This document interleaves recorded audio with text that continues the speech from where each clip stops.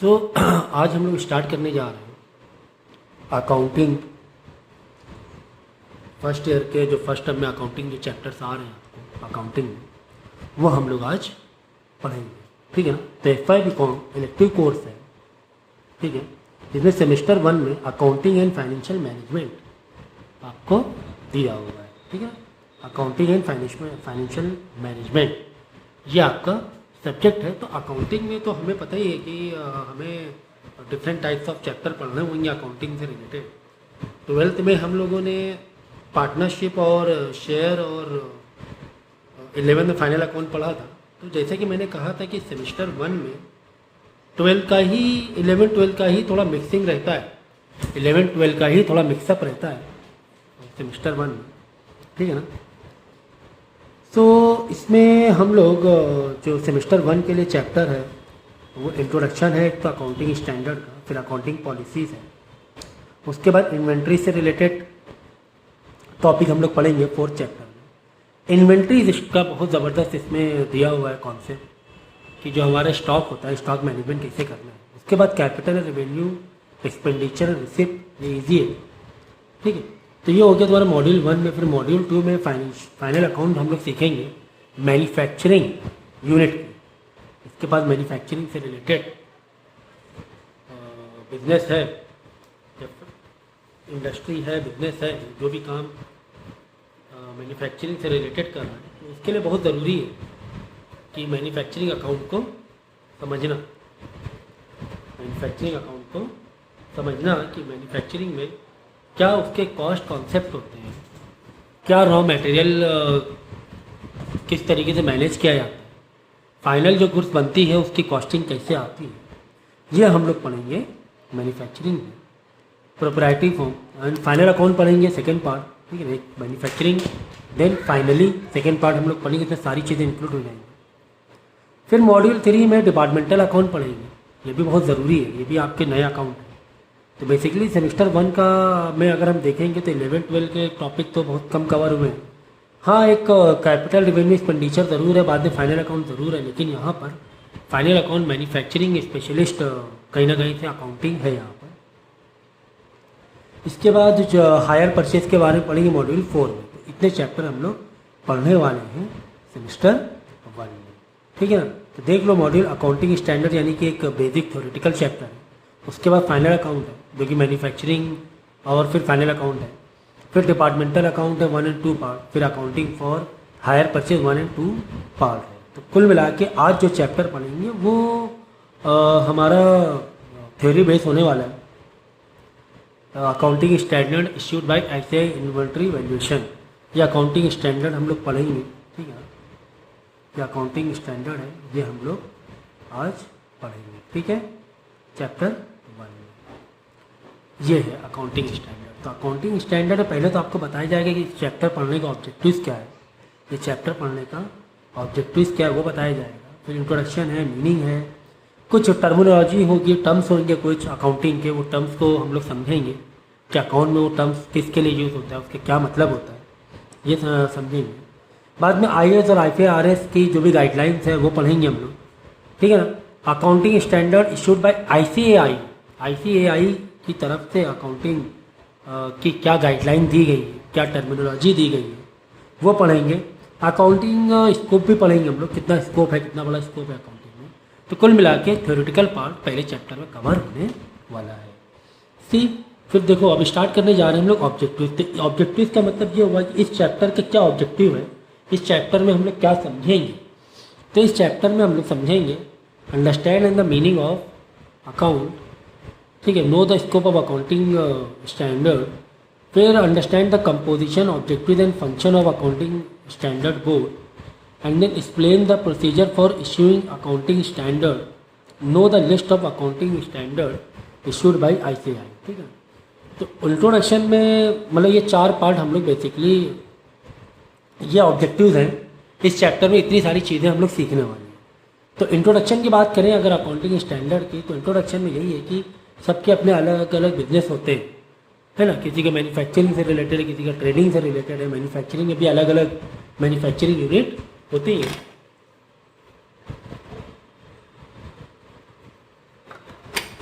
तो ऐसे में अकाउंटिंग तो एक स्टैंडर्ड वे से होनी चाहिए, है ना। जैसे कि ट्रैफिक है, रोड है, जगह जगह अलग अलग रोड्स हैं, हर स्टेट में हर अलग तरीके से रोड बने हुए, कहीं पर बड़े बड़े हाईवे, कहीं कहीं पर ब्रिजेस है, कहीं छोटे रोड है। लेकिन कहीं ना कहीं तो जो प्रिंसिपल है सबके लिए वो काफ़ी हद तक के कॉमन है। बाद में थोड़ा बहुत चेंज होता है, जैसे कि हाईवे में स्पीड अलग होगी, छोटे रोड में स्पीड का अलग स्पीड से लिमिट होती है, स्पीड लिमिट गाड़ी चलाने के लिए गवर्नमेंट दी हुई है। लेकिन एक बेसिक स्टैंडर्ड तो सबके लिए होता है। इसी तरह अलग अलग जरूर बिजनेस है सबके, लेकिन एक बेसिक स्टैंडर्ड दिया होता है ICAI की तरफ से या FRS की तरफ से। So accounting standards are evolve to make these method and principle uniform and financial statement comparable to the possible extent. Following are the different group of persons interested in the financial statement. यानी कि bankers होगा, वो अपनी financial statement बनाना चाहेगा, share holder, investor, creditors, customer, employees, competitor, income tax, इन सबको ही ज़रूरत है ना अकाउंटिंग बनाने की या एक फाइनेंशियल स्टेटमेंट बनाने की। इन सबको भी ज़रूरत है, प्लस हमें भी ज़रूरत है इनको देने की, ये भी समझो। जैसे मेरी कंपनी है, मुझे कहीं ना कहीं बैंकर को देना पड़ेगा अपना फाइनेंशियल स्टेटमेंट, कहीं ना कहीं शेयर होल्डर को दिखाना पड़ेगा, इन्वेस्टर को दिखाना पड़ेगा कि हमारी कंपनी क्या, देखो ये इतना अच्छा अकाउंट है, इतना अच्छा प्रॉफिट है, तभी तो इन्वेस्ट करेगा। Creditor, customer, employees, competitor, income tax को दिखाना ही दिखाना है, इनकम टैक्स वाले को दिखाना ही दिखाना है। इसीलिए एक अकाउंटिंग स्टैंडर्ड दे दिया कि वो किस लैंग्वेज में दिखाया जाए कि ये सारे लोग वो लैंग्वेज समझ लें, आपके अकाउंटिंग को समझ लें, ठीक है ना। क्या क्या पैटर्न होता है, इस तरह नहीं हम लोग देखो पहले जनरल एंट्रीज बनाते हैं, फिर लेक्चर बनाते हैं, फिर फाइनल अकाउंट, ट्रायल बैलेंस बनाते हैं, फाइनल अकाउंट बनाते हैं। तो इस तरीके से तो ये स्टैंडर्ड है, ये हर जगह फॉलो होता है। ठीक है, समझ में आ गया ये। पीजी क्या पढ़ लेना, 11 12 तो पढ़ कर आओ। तो ऑब्जेक्टिव यही है कि हमें एक स्टैंडर्डाइज अकाउंटिंग पॉलिसी बनाना है जो सबके लिए एप्लीकेबल हो जाए, हर टाइप के बिजनेस वालों के लिए। एक एक कॉमन गाइडलाइंस में रखनी है, जिस तरह डेबिट और क्रेडिट की पॉलिसी है ना। डेबिट और क्रेडिट में इंट्रीज करते हैं हम लोग ना, ऑल एक्सपेंसेस जो भी होते हैं तो देखो हम लोग डेबिट में करते हैं। क्या जनरल इंट्रीज की पॉलिसी क्या है, तो ये सबके लिए है। अकाउंटिंग प्रैक्टिस, जो भी अकाउंटिंग प्रैक्टिस कर रहा है, अकाउंट बना रहा है, उसके लिए उसको भी एक स्टैंडर्ड गाइडलाइन देनी है। फिर रिलायबल हो, ज़्यादा कॉम्प्लिकेटेड ना हो, रिलायबल होना चाहिए फाइनेंशियल स्टेटमेंट। जब कोई भी पढ़े आपको तो समझ में आना चाहिए कि आपने क्या किया हो। तो अब जब स्टैंडर्ड पॉलिसी सभी के लिए हो गई, मतलब मुझे भी पढ़ा दी गई है स्टैंडर्ड पॉलिसी अकाउंटिंग ऐसे होती है, तो अगर आपने मुझे दी, आप कहीं और हो, कोई और बिजनेस, आपने मुझे शो की अपनी अकाउंटिंग स्टेटमेंट, तो हमें समझ में आएगा कि नहीं आएगा? क्यों? क्योंकि जो आपने पढ़ा है अकाउंट जिस वे से, जिस स्टैंडर्ड से, उस वैसे मैंने भी पढ़ा हुआ है, तो मैं आपकी लैंग्वेज को समझूंगा, आपकी फाइनेंशियल स्टेटमेंट को समझूंगा मैं, समझ, ठीक है ना। फिर नेक्स्ट है to eliminate non comparability of financial statement, मतलब जो भी कंपेरेबिलिटी नहीं कंपेरेबिलिटी है उसको एलिमिनेट, ख़त्म करो। उसकी जो भी दिक्कतें हैं, जो भी बैरियर्स हैं अकाउंटिंग में, उसे एलिमिनेट होना चाहिए। ऐसे अकाउंटिंग पॉलिसीज होना चाहिए। तो ऑब्जेक्टिव जो है वही तो कहीं ना कहीं एडवांटेज हुआ, है ना। क्या एक provide the accounting profession with useful working rule, एक पर्टिकुलर रूल्स होंगे, ये अकाउंटिंग प्रोफेशन प्रोवाइड करेगा। क्वालिटी बढ़ेगी, ठीक है, एक्यूरेसी बढ़ेगी। फिर to ensure the various user to financial statement to get complete crystal information on more consistent basis. एक क्रिस्टल बोलते हैं ना, पक्का, क्रिस्टल क्लियर, पक्का और साफ सुथरा, ये मिलेगी हमें अगर हम एक स्टैंडर्ड वे से जाएंगे जो हमें दिया गया। मेन क्या है, सबको समझ में आना, ये इम्पॉर्टेंट है एक्चुअली अकाउंटिंग पॉलिसीज का। क्या आपने बनाई अकाउंट, मुझे दिखाया था कि मेरा अकाउंट है कंपनी, मुझे समझ में आ गई जो स्टैंडर्ड पॉलिसीज आपने फॉलो की है वही मैंने भी सीखी हुई, ये मेन है। देखो ना कि एक कॉमन लैंग्वेज है इंग्लिश, तुमको समझ में आ रही है, हमको समझ में आ रही है। मेरी एक अलग लैंग्वेज है, समझो तमिल, आपकी भी एक अलग लैंग्वेज है मराठी, लेकिन अब बीच में एक कॉमन लैंग्वेज इंग्लिश ले लिया, है ना। तो इस तरीके से कम्युनिकेशन हो गया। इसी तरह अकाउंटिंग भी यही चीज़ है। तो डिसएडवांटेज क्या हो सकते हैं, कभी कभार ये है कि सोशल प्रेशर से हमें फ्रीडम रिड्यूस हो जाता है, थोड़ा सा कम होता है सोशल प्रेशर से, कि पूरी तरीके से ओपनली हम अकाउंट नहीं दिखा पा रहे हैं। तो वर्किंग रूल में भी रिजेक्ट, कभी कभी वर्किंग रूल जो होते हैं वो बहुत ज़्यादा ब्यूरोक्रेटिक होते हैं, बहुत सारे लॉज फॉलो करने पड़ते हैं। ऐसा होता है कि भाई बिल्कुल प्रॉपर तरीके से ही लिखना है। नीचे अगर जैसे जनरल एंट्री में हम लोग नरेशन देते हैं तो वो देना है हमें। तो more standard there are more costly, हाँ थोड़ा कॉस्टली हो जाता है, स्टैंडर्ड ज़्यादा है तो हम आम आदमी अकाउंटिंग नहीं कर पाता है, कॉमन लोग। तो क्या करना पड़ता है, पर्टिकुलर अकाउंटेंट को ही बुलाना पड़ता है, तो थोड़ा कॉस्टिंग बढ़ जाती है, बात अलग है। तो फिर देखो यहाँ पर अब स्टार्ट हो रहा है कि अकाउंटिंग जो स्टैंडर्ड पॉलिसी बना रहे हैं, जो दे रहे हैं, यानी formation for accounting standard board, FASB, या हम बोलेंगे अकाउंटिंग स्टैंडर्ड बोर्ड ASB, ठीक है। तो the institute of chartered accountant ICAI of, है ना, the institute of chartered accountant of India, जो इंडिया गवर्नमेंट की तरफ से ICAI की ऑर्गेनाइजेशन है, वो क्या करती है, एक अकाउंटिंग स्टैंडर्ड बोर्ड उनके अंडर में है, ठीक है। 21 अप्रैल को उसका कॉन्स्टिट्यूशन फॉर्म हुआ था 1977 को, 21 अप्रैल 1977 को। तो ये है ना पॉलिसीज़ प्रोवाइड करते हैं। फिर composition of accounting standard board ASB में क्या है, ASB में देखो क्या है, सब थ्योरेटिकल है पहला चैप्टर। ASB वाले क्या कर रहे हैं, ये जो अकाउंटिंग स्टैंडर्ड बोर्ड है, is fairly broad based and ensure participation of all interest group in the standard setting process.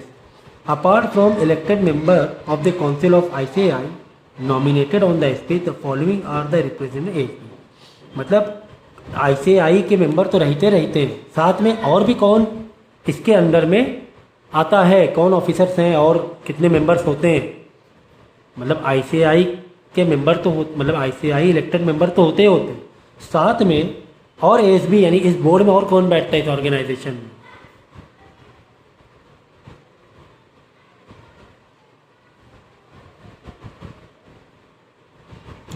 Nominee of the central government representing the department of company affair on the council of ICAI, ठीक है ना, central government को जो represent कर रहा है। Nominee of the central government representing office of the controller and auditor general of India, council of the ICAI, ठीक है। यहाँ के मेंबर्स भी ASB बोर्ड के मेंबर होते हैं, ठीक है ना, जो नॉमिनीज हैं।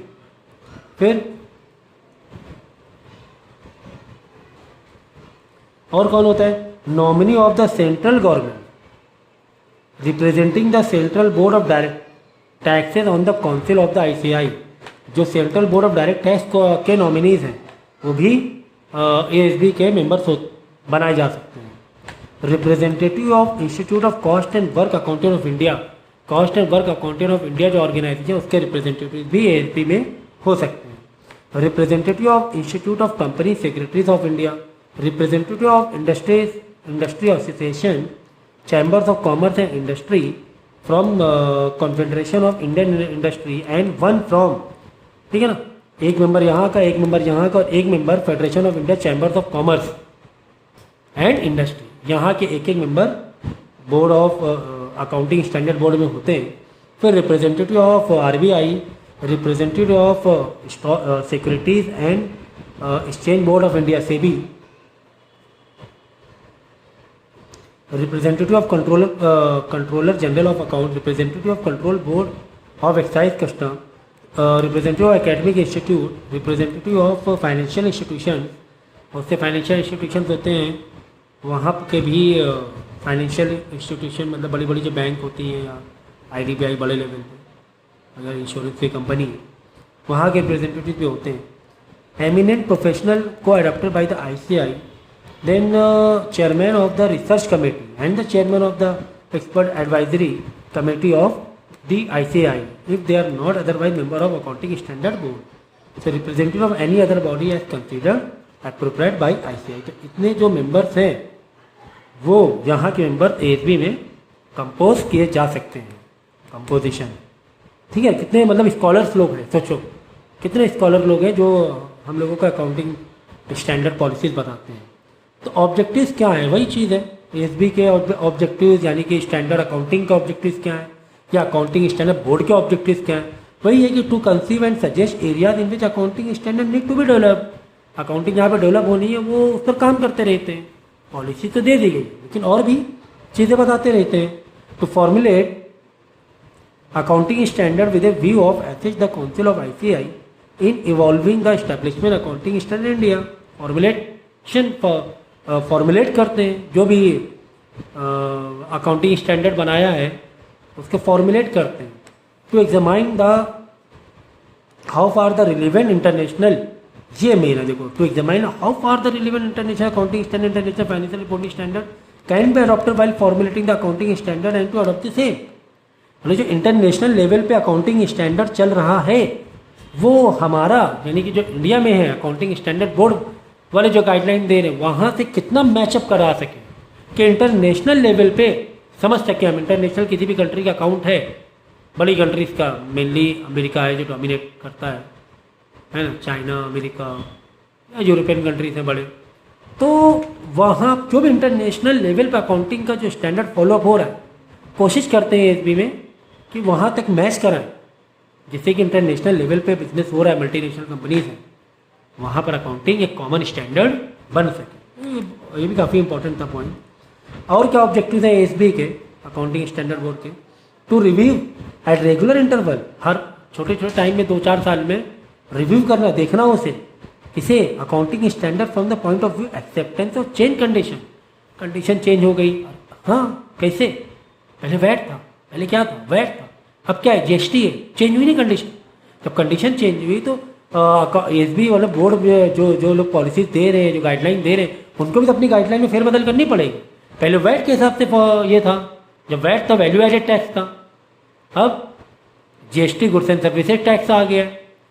फर्क है कि नहीं दोनों में? तो इनको भी अपनी पॉलिसीज में फ़र्क मतलब रिव्यू करना पड़ेगा, नए रूल बताने पड़ेंगे, नया स्टैंडर्ड बताना पड़ेगा कि इस तरह अकाउंटिंग करनी है इसकी, अगर जीएसटी है तो इस तरीके से फॉलो करनी है। क्या हो रहा है?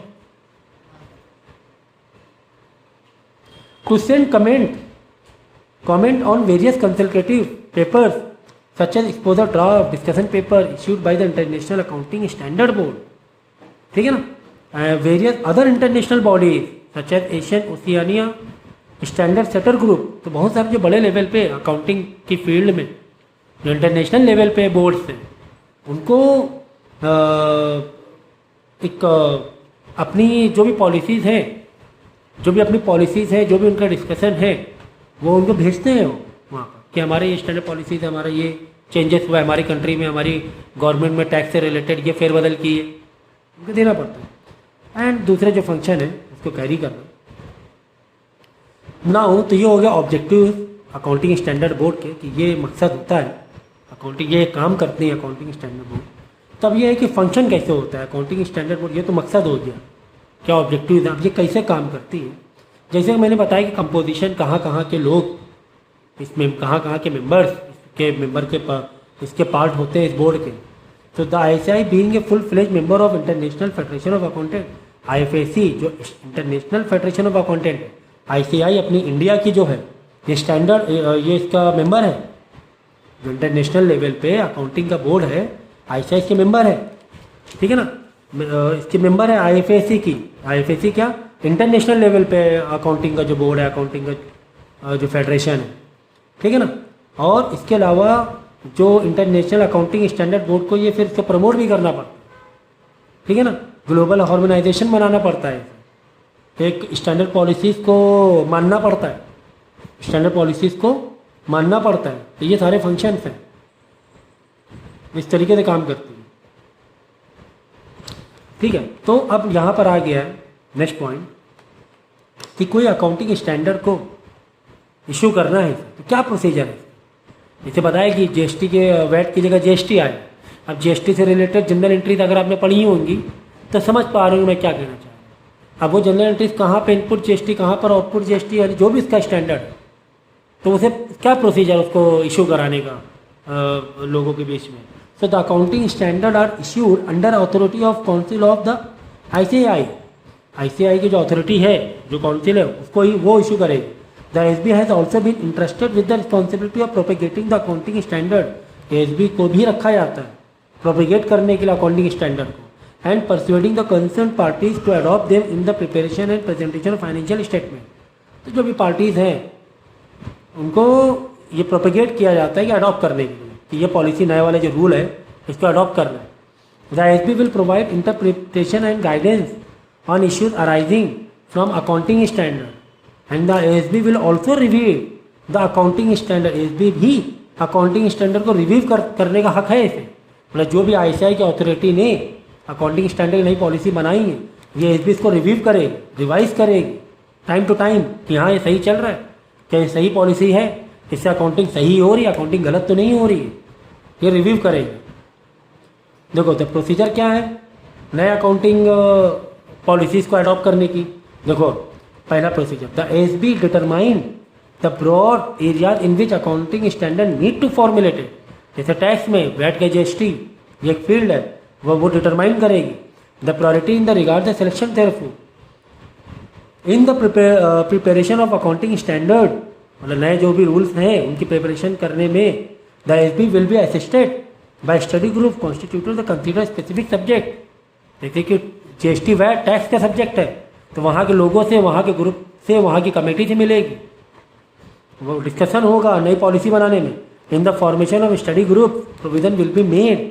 ठीक है ना, सीधी बात है ना। कोई नया अगर रूल आया है समझो टैक्स में वैट का जीएसटी हुआ है तो टैक्सेशन से जो ऑफिसर्स हैं, स्कॉलर्स हैं, वहाँ की जो कमेटी है टैक्स अथॉरिटी, उन्हीं को बुला के तो ग्रुप डिस्कशन होगा, उसी पर तो होगा, वहीं से तो ड्राफ्ट निकलेगा। तो यहाँ पे ड्राफ्ट बनेगा कि क्या क्या चेंजेस हो रहे हैं उस ड्राफ्ट में, उसके स्कोप, उसके स्टैंडर्ड, उसके डेफिनेशन कि हमने चेंज क्यों किया, क्या गवर्नमेंट की पॉलिसी में चेंज हुआ तो हमें स्टैंडर्ड बदलना पड़ा, है ना। फिर फोर्थ को the S B will consider the preliminary draft prepared by the study group. जो भी स्टडी ग्रुप है, जो भी कमेटी है स्कॉलर्स की, वो कंसीडर करेगी। ठीक है ना। The S B will make the same refer to the same to the study group पे जो भी रिक्वायरमेंट है, जो भी चेंजेस है या कुछ रिवीजन है तो वापस स्टडी ग्रुप के भेजेगी, हाँ यार इसमें ये आपने किया है, ये चेंजेस आप कर सकते हो। मतलब समझिए ना, आप डिस्कशन करने के बाद जो भी बेहतर लगेगा बेस्ट टू बेस्ट पॉलिसीज़ की अकाउंटिंग के लिहाज से वो वापस वो स्टडी ग्रुप को दिया जाएगा। फिर एसबी वाले क्या करेंगे, रिप्रेजेंटेटिव ऑफ स्पेसिफाइड बॉडी, जैसे कि टैक्स से रिलेटेड अगर कोई चेंजेस हुआ तो टैक्स की तरफ से टैक्सेशन डिपार्टमेंट की रिप्रेजेंटेटिव से मिलेगी, उसमें डिस्कशन होगा। फिर एक्सपोजर ड्राफ्ट जो फाइनल ड्राफ्ट बन जाएगा नया पूरा चेंजेस के साथ में, वो of the propose standard will be issued for comment by the member of institute and the public और इंस्टीट्यूट के लिए भी निकाला जाएगा, उसमें कमेंट करने के लिए बोला जाएगा। The exposure draft will specifically to send specified body, जैसे स्टॉक एक्सचेंज को देना, टैक्सेशन को और टैक्स अथॉरिटी ऑफ इंडिया को, मतलब जो भी है टैक्स इंडिया के जो भी टैक्स के डिपार्टमेंट हैं उनको वो सब ड्राफ्ट दिया जाएगा, पूछा जाएगा कि कोई बदलाव या सही है कि नहीं सही है। इस तरीके से फाइनल करेगा बाद में एएसबी उन ड्राफ्ट को, उन स्टैंडर्ड को फाइनली नई गाइडलाइन तब जाके बनाई जाएगी और वो अप्लाई की जाएगी लोगों के बीच में। ठीक है। सो यहाँ तक यानी 1.4 तक हम लोगों ने कर लिया है। तो मेरे ख्याल से आज के, क्योंकि काफ़ी टेक्निकल ये है, थ्योरेटिकल ज़रूर है लेकिन फिर भी काफ़ी टेक्निकल थ्योरी है। ठीक है, तो इसको बहुत अच्छे से पढ़ना और जो भी डाउट होंगे वो आप मुझसे पूछोगे। ठीक है।